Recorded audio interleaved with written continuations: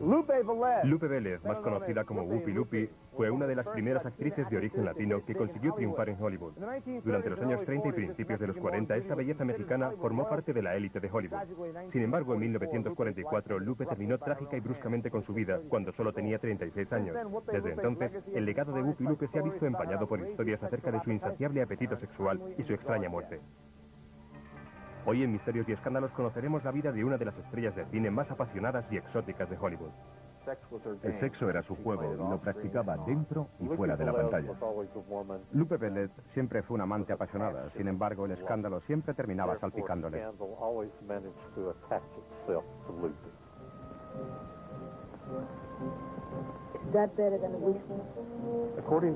Según Lupe Vélez, las dos cosas más importantes en su vida eran hacer el amor y pelearse.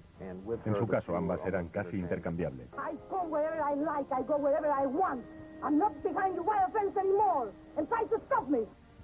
¿Pero qué fue lo que llevó a esta espectacular y apasionada sensación de la pantalla a quitarse la vida? Quería que su muerte fuera digna de una estrella de Hollywood. Preparó su muerte como si se tratara de su mejor escena. ¿Murió Lupe como lo había planeado en una bonita cama? ¿O lo hizo después de vomitar 70 seconales y una gran cantidad de brandy? Quiso suicidarse por despecho y esa era la forma de anestesiar su dolor. Siempre tuvo el presentimiento de que su vida acabaría pronto. Soy AJ Benza, les invito a que me acompañen en este recorrido por la turbulenta vida de Lupe. Incluso tomando Hollywood como referencia, Whoopi sabía cómo divertirse. La famosa actriz de origen latino Lupe Vélez tenía solo 36 años cuando fue encontrada muerta en su mansión de Beverly Hills. Su muerte el 14 de diciembre de 1944 fue claramente un suicidio, pero los rumores sobre cómo y por qué se suicidó Lupe siguieron circulando décadas después. Pero antes de entrar en los detalles de esta tragedia, conozcamos primero los orígenes de Lupe, comenzando por su infancia en México. Lupe nació en un pueblo muy pequeño, a 370 kilómetros al norte de Ciudad de México. El día que nació hubo un gran huracán que redujo el pueblo a escombros. Puede decirse que llegó con el huracán y su vida fue como tal. El huracán Lupe llegó el 18 de julio de 1908. Sin embargo, sabemos muy poco de la madre y del padre de Lupe.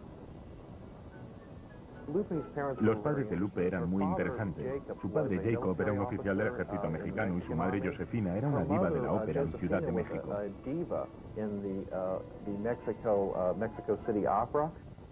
Sin embargo, algunos sospechan que el ilustre linaje de Lupe pudo ser una pura invención.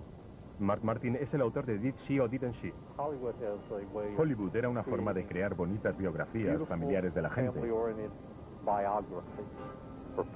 Como en su caso, en el que papá es un general y mamá una cantante de ópera. ¿Lo fueron o no lo fueron? Hay una leyenda que dice que era hija ilegítima y que su madre nunca participó en ningún acontecimiento cultural, excepto en un teatro de variedades. Ella creció en las décadas de 1910 y 20. Se conservan muy pocos documentos de aquella época, sobre todo en México. Además, al nacer en un pueblo tan pequeño, no había forma de conservar ningún documento, ni siquiera en la parroquia local. Sabemos que Lupe y su madre llegaron hasta Ciudad de México cuando Lupe era solo una adolescente. Dicen que hizo algunas películas o que hacía un pequeño número de revistas. Ese es el lado bueno. El malo es que su madre era bastante despreciable. Lupe hacía figuraciones en teatros de variedades y su madre proporcionaba a escondidas los favores de Lupe a algunos hombres después de la función. Se rumoreaba que era una prostituta adolescente antes de llegar a los Estados Unidos. A pesar de este morboso detalle entre bastidores, el talento de Lupe en el escenario prevaleció y la noticia de la extraordinaria belleza de Lupe pronto llegó a Hollywood. Hacia 1925, Lupe fue invitada a Los Ángeles. Un actor de teatro llamado Richard Bennett estaba representando una obra titulada La Paloma. Bennett había oído hablar de Lupe a través de amigos y le ofreció una prueba.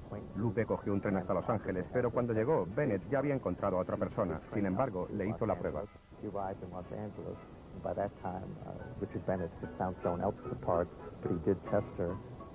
Lupe, de 19 años, hizo muy bien la prueba. En aquella época Hollywood era una ciudad pequeña y el talento de Lupe no pasó desapercibido.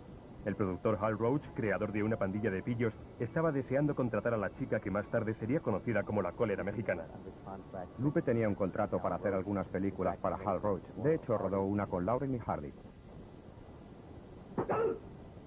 En 1927, Lupe Vélez inició su ascenso directo hacia la fama. Su primer papel estelar fue en El Gaucho con Douglas Fairbanks. Pero Lupe casi pierde su oportunidad. Se suponía que el papel era para una chica salvaje de montaña, y Fairbanks pensó que Lupe era demasiado apacible para el papel. Ella siempre iba con su chihuahua a todas partes. Una vez, alguien del plató, para gastarle una broma, secuestró al chihuahua y cuando lo descubrió, Lupe golpeó sin piedad a aquel hombre. El papel de Lupe en El Gaucho la catapultó hacia el estrellato. Hollywood nunca había visto nada parecido a Lupe Vélez. No solo tenía talento, sino que su belleza exótica cautivaba al público, sobre todo a los hombres.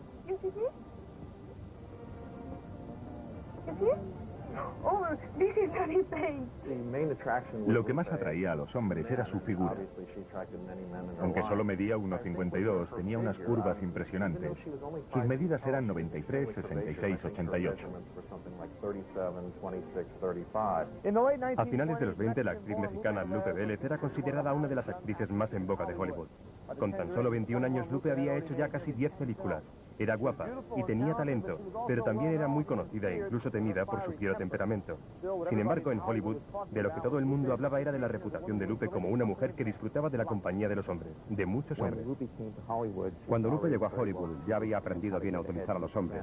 Empezó a salir con una gran variedad de hombres, cada uno supuestamente mejor dotado que el anterior. Lupe tuvo un corto romance con Clark Gable, y la razón por la que él rompió con ella fue porque no quería que Lupe fuera por ahí contando lo pésimo amante que era. Lupe era famosa por su apasionado amor por los hombres. También era una mujer extremadamente religiosa y de una u otra manera, en su mente, se las arreglaba para combinar ambas cosas, siendo muy religiosa y extremadamente sexual. Lupe dio un nuevo significado al término ira divina. Logró incluso impresionar a una de las estrellas de cine más famosas de Hollywood. Errol Flynn quedó sorprendido por sus extravagantes juegos. La habitación de Lupe era muy sofisticada. Tenía muchas estatuas religiosas, velas, cruces y cosas por el estilo. Flynn estaba ya tumbado en la cama, pero antes de mantener relaciones sexuales, él describió cómo Lupe recorrió la habitación. Se arrodilló, encendió las velas, rezó y se abalanzó bruscamente sobre él en la cama. Más adelante, en 1929, a Lupe, que tenía 21 años, le presentaron al hombre que la domaría, al menos durante un tiempo. Conocí a Gary Cooper en una película titulada El canto del lobo. Fue una situación interesante porque en esta película uno de sus compañeros de reparto era un cantante melódico llamado Ross Columbo, que ya había sido amante suyo. El director de la película era Victor Fleming, famoso por haber hecho El mago de Oz y Lo que el viento se llevó, que era su amante en aquel momento. Entonces conoció a Gary Cooper, que sería su futuro amante. La química fue tan enorme que parece ser que se acostaron juntos la primera noche. No sé si podríamos describirlo como un encuentro llegado del cielo o del infierno. Seguramente fuera parte de las dos cosas. Cooper era conocido por sus, digamos, encantos sexuales, por decirlo de alguna manera, y también lo era Lupe. Cuando ella no estaba en el plató, le llamaba todos los días y a Cooper, por el motivo que fuera, siempre le gustaba sentarse en su camerino desnudo. Cuando estaban hablando por teléfono y tenían que rodar una escena, tenía que calmarse para poder vestirse. Pero su pasión a menudo se transformaba en violencia. Se peleaban y se amaban con furia. Mientras duró su relación, ella le apuñaló al menos una o dos veces.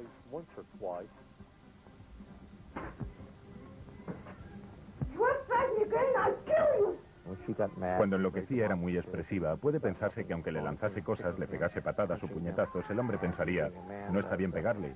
Pero de vez en cuando él la golpeaba. Esos episodios se repetían y a ella parecía gustarle. A pesar de la volubilidad de su romance, Lupe Vélez estaba ansiosa por convertirse en la señora de Gary Cooper. Sin embargo, había un problema.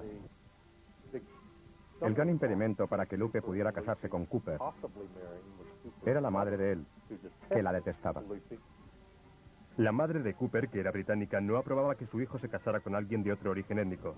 En otras palabras, su madre era una intolerante. Los estudios de Cooper, la MGM, tampoco apoyaban el matrimonio. Habían invertido demasiado en Gary Cooper y aquello podría dañar su imagen.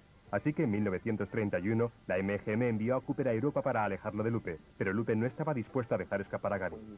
Cuando Gary iba a coger el tren, Lupe se enteró y fue detrás de él. Justo cuando estaba a punto de subir al tren, ella le disparó y casi le alcanza. Es difícil saber si intentaba matarle o solo asustarle, pero creo que tenía un carácter tan violento que es posible que de hecho su intención fuera matarle. Gary Cooper logró escapar ileso, pero Lupe no estaría sola mucho tiempo. En 1933, a los 25 años, la sirena de la pantalla Lupe Vélez iba en busca de un nuevo hombre. Su tumultuosa relación con el actor Gary Cooper terminó mal. El siguiente romance de Lupe fue uno de los mayores sex symbols de Estados Unidos, Johnny Weissmuller. El ganador de 5 medallas de oro olímpicas en natación, convertido en actor, era más conocido como Tarzán. Sin embargo, incluso para el rey de la jungla, el hecho de domar a su nueva novia supuso todo un reto. Lupe hizo que un pantano lleno de cocodrilos pareciera un paseo por un campo de flores.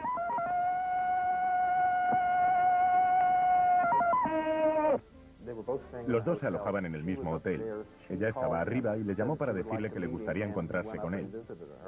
Él subió para hacerle una visita y así fue como empezó su relación. El mayor problema era que en aquella época él estaba todavía casado. Muy pronto Lupe volvió a aparecer en los titulares por este romance.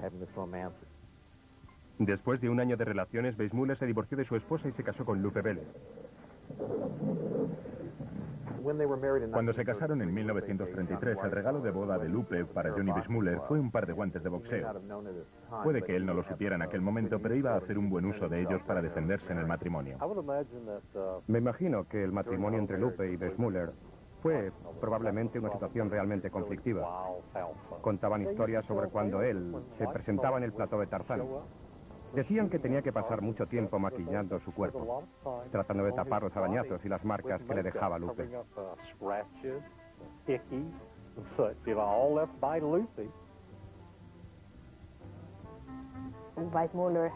Johnny había abandonado a su esposa para casarse con Lupe Vélez. Y era el matrimonio del que hablaba todo Hollywood.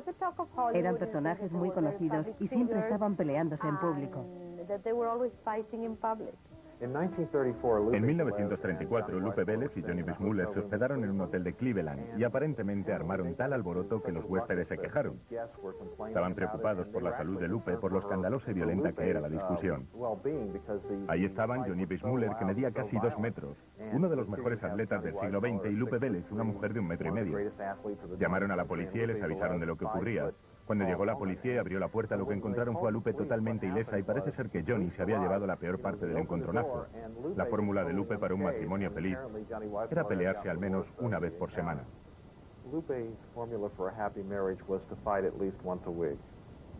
Después de 5 años de pelea se divorciaron en 1938. La carrera de Lupe también estaba sufriendo y su reputación estaba empezando a dañar su carrera profesional. I forbid you to come around here anymore. I go wherever I like. I go wherever I want. A finales de los 30, Lupe fue relegada a hacer películas de segunda clase y bajo presupuesto en la RKO. Paradójicamente, Lupe obtuvo su mayor éxito con aquellas películas. Hizo una serie de películas en la RKO, desde el 39 hasta el 43. La primera película de esa serie que hizo sorprendió no solo por su éxito a la crítica, sino por el éxito taquillero.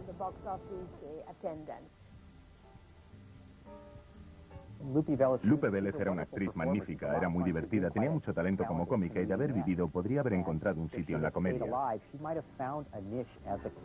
Era una especie de Lucy en los 40 y 50. Oh, Morgan the pirate? Yes. Well, what do you know about that? I know everything about it. Hicieron una película titulada La chica de México. Y sorpresa, sorpresa, esta película de bajo presupuesto con Leon Errol como compañero de reparto funcionó extremadamente bien. Después hizo otras 8 películas encarnando el juego mexicano, que no hacían más que mostrar su famosa imagen voluptuosa y su carácter fogoso. Y no en vano, Lupe era conocida como la cólera mexicana. Su carrera se vio catapultada, pero su vida personal era un desbarajuste. Lupe Vélez fue desgraciada hasta que conoció a un apuesto actor francés en 1943. El último amante de Lupe fue un joven actor llamado Harold Raymond. Y ella quería casarse con él a toda costa. De este modo, Lupe iba a experimentar el desengaño de su vida, el que terminaría costándole la vida. En 1944, Lupe Vélez estaba preparada para el amor. Después de su voluble relación con Gary Cooper y un turbulento matrimonio con Johnny Weissmuller que terminó en divorcio, Lupe estaba dispuesta a comprometerse una vez más. Su nuevo amante era un joven actor francés llamado Harold Raymond. Justo cuando todo parecía estar en su sitio en el aspecto romántico, Lupe recibió una noticia inesperada. Descubrió que estaba embarazada. Fue a ver a Harold Raymond y le planteó la situación. Le dijo que quería casarse. Y por lo que parece, él le dijo que no estaba interesado en casarse con ella. Raymond tenía 27 años, ella era 8 años mayor que él y él era muy atractivo. Todo el mundo sabía que era el hombre que había dejado a Lupe embarazada y que se había negado a casarse con ella. Lupe quedó destrozada. No solo le habían roto el corazón, sino que esperaba un hijo ilegítimo. En el 1944, las actrices no tenían hijos fuera del matrimonio y continuaban con su carrera. Además, Lupe era una católica ferviente, e interrumpir su embarazo no era una opción. Esta pobre mujer tenía un grave problema, y no parecía que fuera a recibir ninguna ayuda del cielo. Lupe fue siempre muy supersticiosa, además de muy religiosa. Esta mezcla le hacía creer en la divina providencia, en las estrellas y en ese tipo de cosas. Entonces, a principios de los 40, fue a ver a un famoso astrólogo. El astrólogo estudió su carta astral y determinó que había nacido bajo unos signos de carácter trágico. Le dijo a Lupe que iba a morir y que terminaría suicidándose con veneno. La trágica cita de Lupe con el destino fue el 14 de diciembre de 1944. Después de asistir al estreno de su última película, Nana, Lupe regresó a su mansión de Beverly Hills, donde celebró una pequeña cena. Cenaron una comida mexicana muy picante y durante la cena Lupe no paró de hacer comentarios sobre su futuro hijo. Eran pensamientos vagos y amenazaba con terminar con su vida porque no se atrevía a abortar. La ambivalencia es algo común en el suicidio y también podemos verlo en este caso. Los amigos de Lupe no se tomaron en serio sus amenazas de suicidio y la dejaron sola. Fue entonces cuando Lupe decidió poner fin a su miseria. Sin embargo, estaba decidida a marcharse de forma deslumbrante. Lupe decoró su mansión con flores olorosas, gardenias y rosas. Además, puso docenas de velas por toda la habitación. Quería que su muerte fuera digna de una estrella de Hollywood. Preparó su muerte como si se tratara de su mejor escena.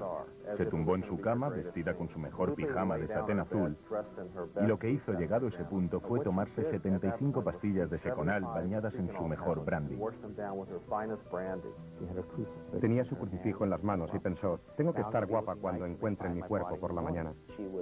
Quiso suicidarse por despecho, para castigar a Harold por su mal comportamiento, para expresar su ira contra él, pero también por razones altruistas. En su interior quería proteger a su bebé de la vergüenza que imaginaba que su hijo tendría que sufrir al nacer fuera del matrimonio. Esa es la versión bonita de la historia, la que inventaron los estudios para proteger la imagen de Lupe.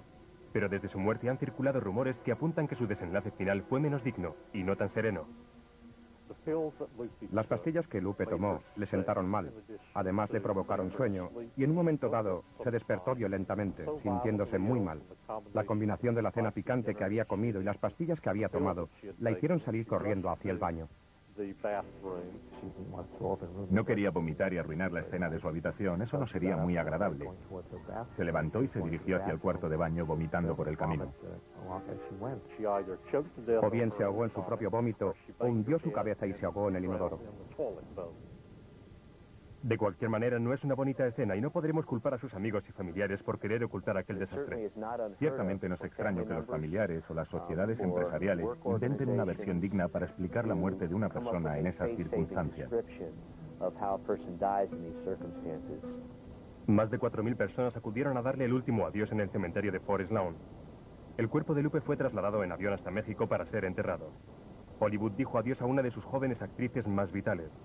¿Pero qué fue lo que pasó con Harold Raymond, el canalla que dejó a Lupe embarazada y la abandonó? La muerte de Lupe también marcó el final de la carrera de Harold Raymond. El público le culpó por ello con toda la razón. Su carrera se fue por el retrete tan rápido como la cabeza de Lupe la noche en que se suicidó. Pocos años antes de su muerte, Lupe escribió su propio epitafio en una carta a un amigo en la que decía: si las cosas salen bien me alegro, si no es el destino. Bueno, apuntaremos una más al destino. Soy AJ Benza, les espero en el próximo programa para conocer la otra cara del Paseo de la Fama.